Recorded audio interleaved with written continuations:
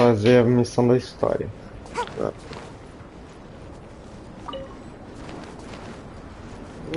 Tem tempo. Albedo! Paimon. E aí, Albedo? I suppose your story is ready. Yep. How about you? Do you need some more time? No need. I am also ready to tell my Ele vai story. contar a história dele. Paimon calls dibs. Paimon first. Please, go ahead. É porque na passada, você lembra que ele tinha falado que eles iam fazer uma competição de quem conta a melhor história da Paimon e do Albedo? Here goes. Agora vai ser essa competiçãozinha.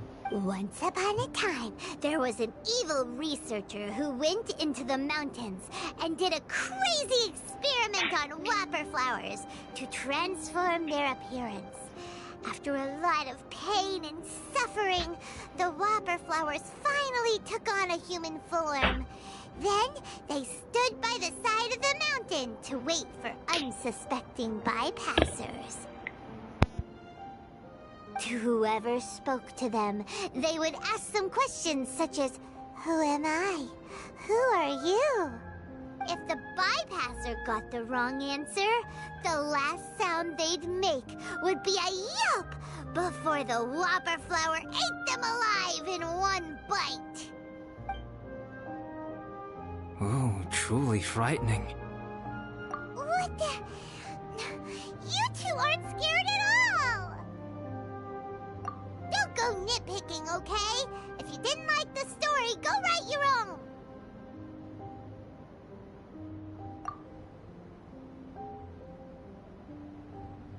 In other words, the whopper flowers would ambush and then completely replace their victims. And then what? Go back to where the person lives? Enter their home? Eat their whole family? Paimon made up this story, but now Paimon's the one who's scared by it. It's a good story. May I write it down? I may bring it up in future conversations. What for? Just to scare people with? Yes. You've got a real mean streak, Albedo. Mine is a little longer than yours. It starts with an alchemist. A great alchemist once created Subject 1. Subject 1 was her proudest achievement, and successfully blended into human society. No one ever would have thought that this friend of theirs was in fact a synthetic human.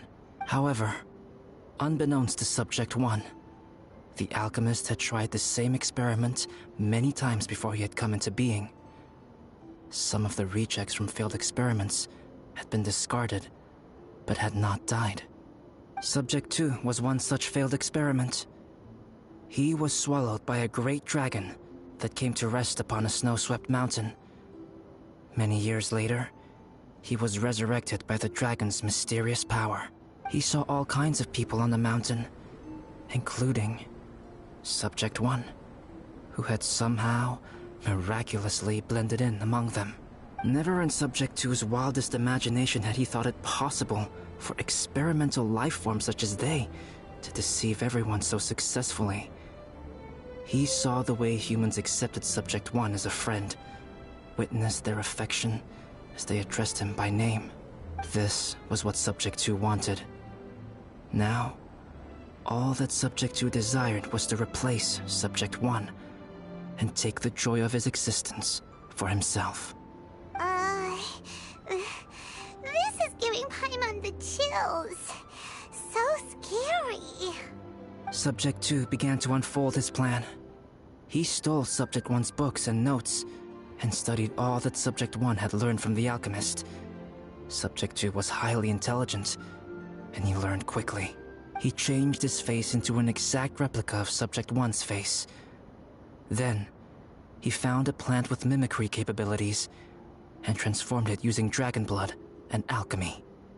And so, not only did Subject 2 transform his own appearance to perfectly match that of Subject 1, he also created a third entity, Subject 3.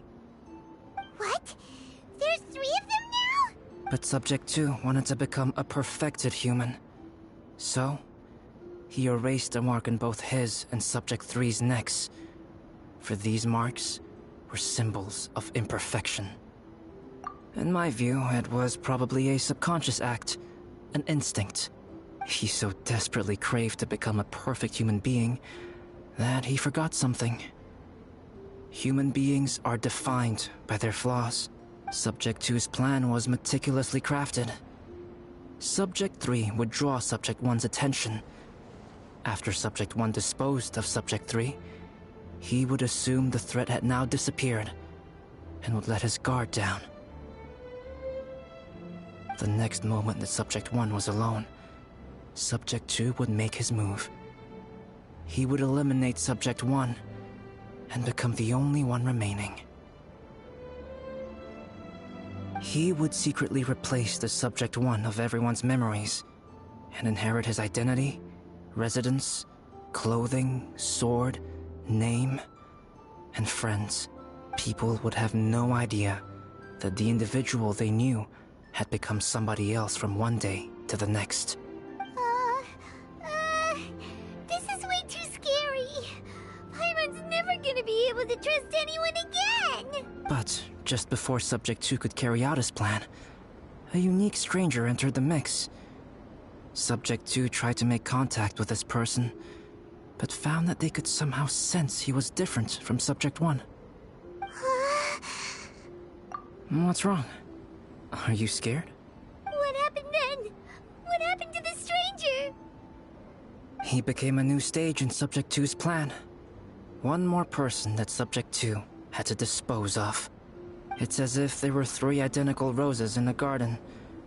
Only one of the 3 was a fine specimen, while the other 2 were defective specimens that bore poisonous thorns. In all the world, only the gardener who tended to them could tell which was the good specimen. People do not like poisonous plants. Only a perfect rose can fetch a high price. If the inferior specimens wanted to conceal the fact of their worthlessness, they would have to take the gardener out of the picture, using their poisonous thorns. This is exactly what Subject 2 was thinking. So, he hid in the shadows and waited patiently. Maybe soon, he would get his chance to become truly human.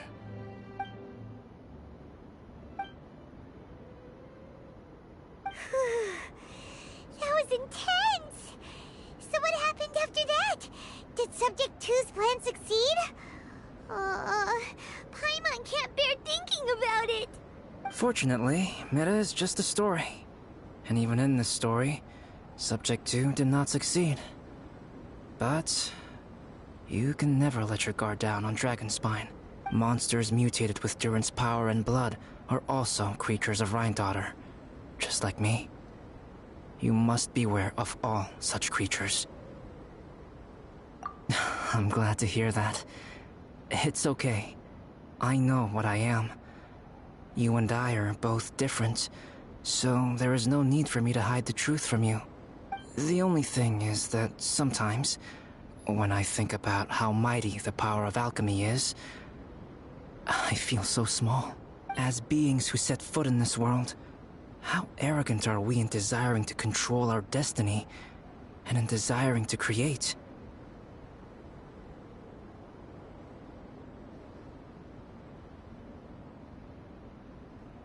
Is creation an arrogant act, traveler?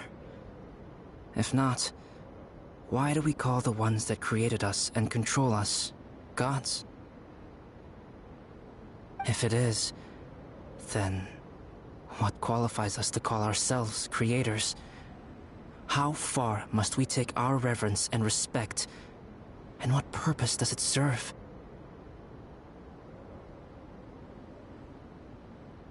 Nothing special, but whenever I think about it, I feel a twinge of grief. Poor Albedo. Hello? Traveler? Are you here? Hey, is that Amber? Thought we might find you here. We're here to deliver a message from Cyrus. There's gonna be a big event down at the base camp, and they want you there too, Traveler. Winter camp is nearing its end. Apparently, even provisional instructors are required to attend. Looks like we need to go, Albedo. Bye for now. Then I won't keep you. I have some things to attend to here, so forgive me for not seeing you down. Don't worry about it. There have been no issues getting up and down the mountain recently. Is everyone ready? Let's not keep them waiting.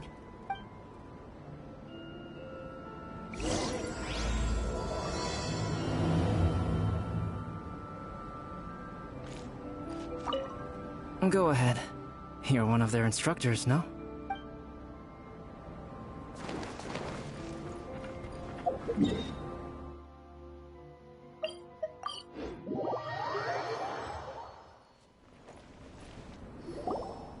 Huh? Who is this guy? Allow me to introduce Yozerv. He's Joel's father. Dad, this is that traveler I was telling you about. The travelers helped me out loads in the past, and this time we even built a snowman together. Joel has told me everything about you. I can't thank you enough. Wow, this is amazing! Wait a second. Why is Cyrus discreetly wiping tears away? And what is Pallid doing here? Pallid is the hero of the hour this time. Go on, Pallid. Tell us what happened in your own words. Okay. The weather was fine on that fateful day, and I had a feeling that Lady Luck was smiling down on me. So I trusted my gut and set off to explore somewhere new, somewhere dangerous. Because where there is great danger, there is also great treasure. Why does this sound so hard to believe? But I had only been away from the group for a short while when I fell down a slope and just started rolling. Uh-oh. Did my bad luck rub off on him when we ran into each other on the mountain? The place I fell to was somewhere I didn't recognize, and I'd sustained a few injuries. I remember thinking to myself, this is the worst luck I've ever had in my whole life. Then I met Yozerv. He'd heard the sound of me falling and came out to see what was going on. Huh? Wow, so it was completely by chance then. I thought he must have been someone from the Adventurers Guild here for the event, but after a few words of conversation, it was clear that he was having memory problems. He didn't even know his own name. The temperature was freezing, and there was no time to deal with all that there and then, so I convinced him to come back to the camp with me and figure everything else out after we got there. We got back to the camp, ran into Joel, and the moment he saw him, he froze for a second with this completely stunned expression on his face, and then he started crying out, "Dad! Dad!" That's when Yozerv suddenly started to remember. My memory has still not fully recovered, but Joel and his mother, they are the only ones that I will not, no, that I cannot forget. Daddy. Daddy's right here, Joel. Daddy's right here. Yozerf, don't you remember anything else at all? The poor princess? Feeding the foxes? I'm sorry. I have no recollection. Maybe it's because of the head trauma. I'm not sure. I woke up and found myself covered in blood. My things were gone, and there was nothing to indicate who I was or how I got there. I crawled into a cave and settled in for a slow recovery. After my legs and feet were a little better, my hunting skills were what kept me alive. Dad, I was so worried about you. I'm all right now, Joel. Oh, don't cry. Daddy's not going anywhere. I'm here to stay. Oh, this is good. This is good. You know what, though? I definitely think my luck got worse after running into Benin on that mountain. I knew it. I just... No. I just meant if it weren't for you, there's no way I ever would have run into Yozerv on a mountain this huge. Besides, we got back safely, didn't we? So don't blame yourself. Maybe sometimes miracles can only happen when you get just unlucky enough. palate. When did you become such a smooth talker, huh? Huh? Am I? I was just telling the truth. Oh, yeah. I want to say thank you to the Traveler, Uncle Cyrus, Auntie Eula, and Auntie Amber. Thanks, everyone. You all helped look after me, and I will always remember it. But I guess I can't take the snowman with me, or it'll melt once it leaves Dragonspine. It's such a shame. Oh, I can help with that. One moment. Huh? Eula? Here, take this. It's powdered rime. Just add it to your snowman, and it will never melt. Wow! Really? Oh, this is awesome! You're the best, Auntie Eula! Dad, I have an unmeltable snowman now! How cool is that? How can I ever repay you all? Thank you all. Thank you from the bottom of my heart. Dad, I want to go move the snowman. Can we do it now, please? Okay. I'll be leaving with Joel now. I'm sure I'll see you all another day. Very well, very well. It's time for Pallet and I to have another discussion concerning his breaches of adventurer discipline. Huh? But Cyrus, I think I kind of made up for my mistakes this time, you know? See you guys! Oh, I made this for you and Amber. Think of it as a winter souvenir.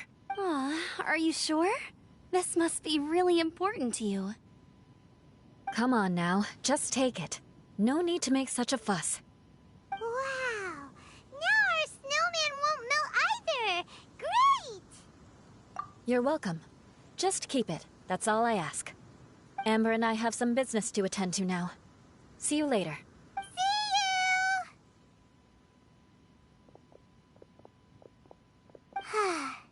Everyone's gone.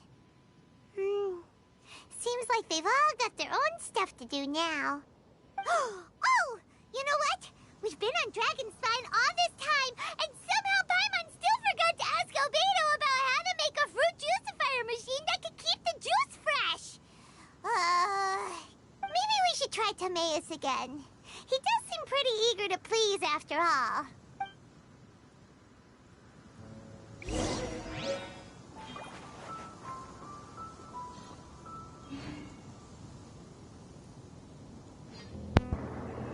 Olha,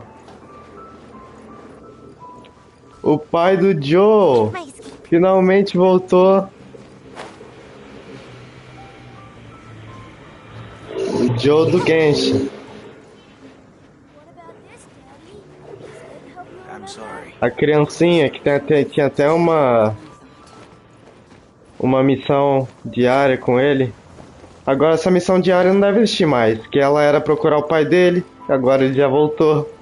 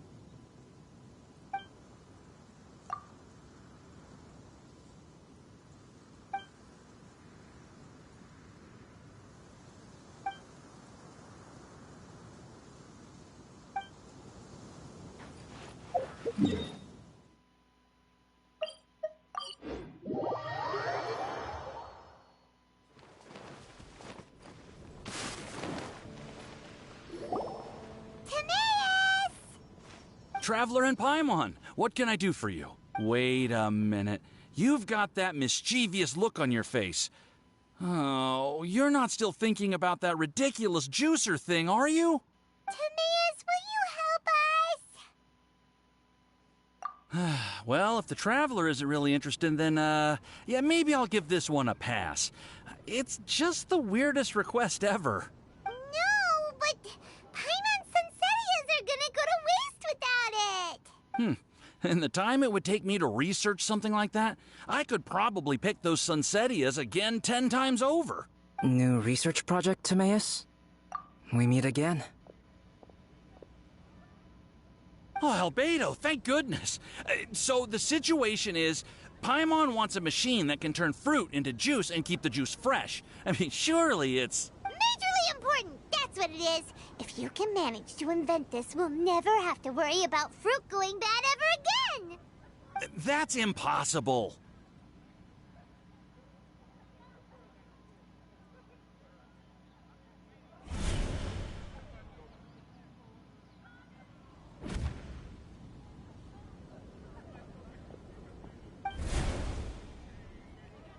Turning fruit into juice is not hard, but keeping it fresh is more difficult. But if you simply want to keep the fruit from rotting, there are many ways to achieve this. Right, Traveler?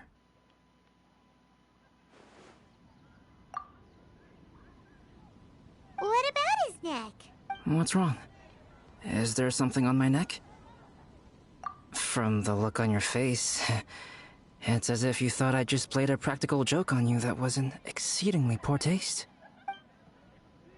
Albedo, you were saying, how do you stop fruit from going bad? Well, one way would be to bury your fruit on Dragonspine, where the snow never melts all year round. But then Paimon won't be able to eat them! You could always live on Dragonspine. No, too cold for Paimon. Or you can give the fruit to me, and I would take it to Dragonspine for you. But since you don't like the cold, you'd have to send someone else to pick them up when you want them. This is where you come in, Traveler. Suddenly sounds a lot more feasible with other people doing all the work. Okay then, shall we go with that idea? Fruit buried on Dragonspine will stay fresh for much longer. However, it is also possible that the fruit will sprout and grow into fruit trees. Who knows? Maybe the next time you visit, it will have grown into an orchard. You can water the trees, add fertilizer, and when they finally bear fruit, you will have some fresh Sunsettias. No way! Then Paimon will have to be a gardener! That's not the goal here. Oh? Well, I don't think being a gardener is so bad.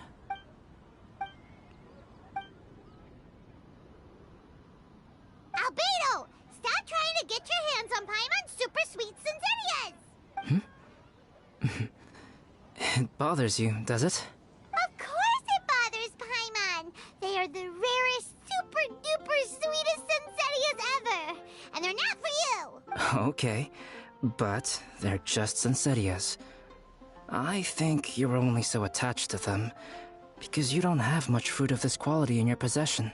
When someone's pockets are full and their spirit is fulfilled, they don't easily fall prey to this kind of yearning. Really?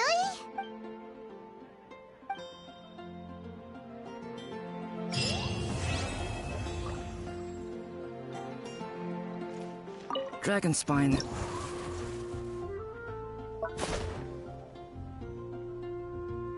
If, one day, Dragonspine did become home to gardens and orchards, there would be more reasons for people to visit.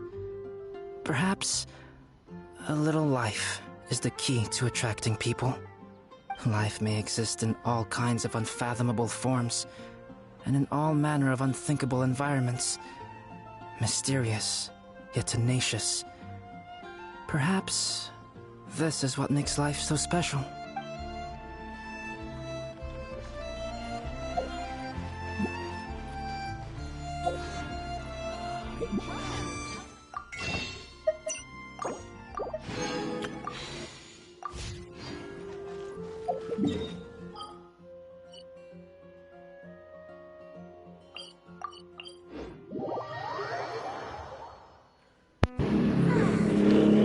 It's really easy to hide in weather like this.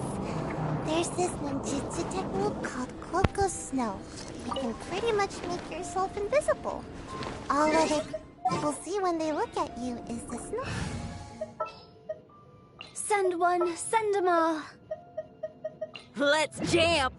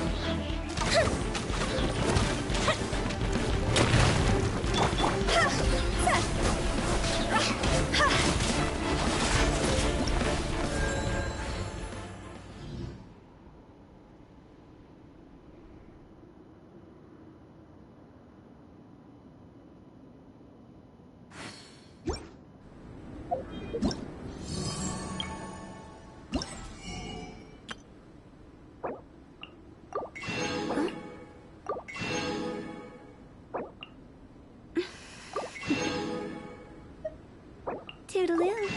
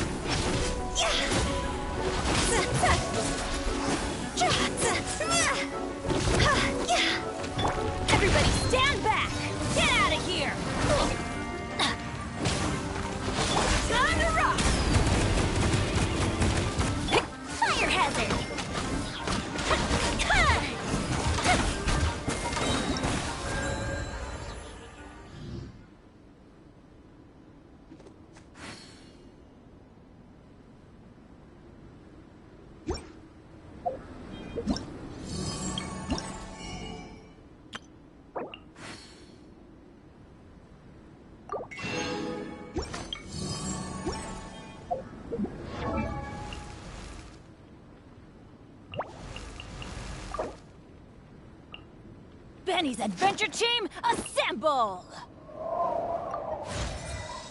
Or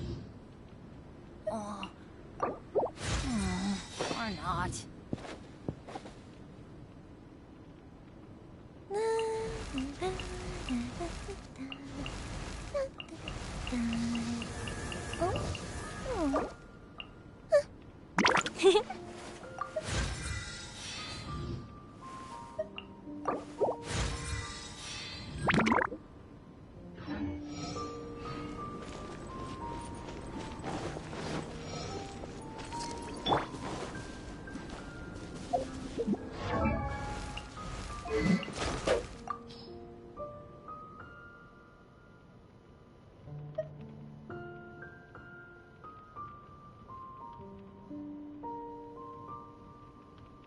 Oh, ow! Where did that come from?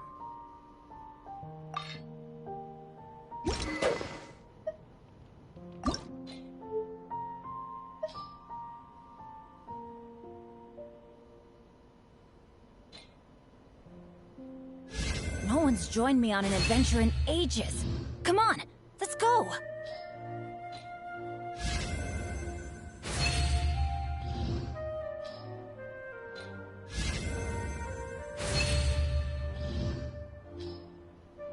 Oh, ow!